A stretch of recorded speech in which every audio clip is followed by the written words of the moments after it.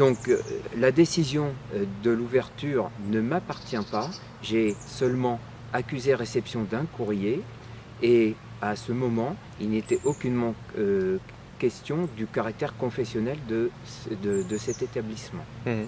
Ce courrier, donc, c'est ce fameux récépissé. Si vous pouviez nous en parler et nous donner un petit peu le caractère, on va dire, entre guillemets, juridique du récépissé? Alors, le caractère juridique, c'est simple. On reçoit un courrier et on doit, d'après le Code de l'éducation, adresser un accusé de réception, comme lorsque vous envoyez un courrier en recommandé.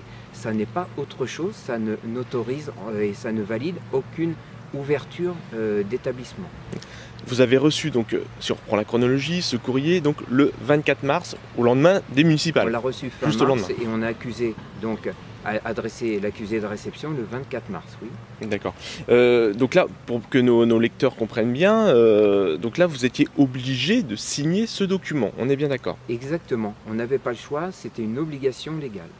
L'accusé de réception a permis d'envoyer à d'autres instances, effectivement, des demandes, mais ça n'est pas autre chose, ça n'est qu'un accusé de réception, ça n'est aucunement une validation. D'accord. Vous n'avez jamais eu la possibilité, ça vous le soulignez tout à l'heure, légale de vous opposer à cette ouverture d'école hors contrat, qui aujourd'hui revêt un caractère conventionnel.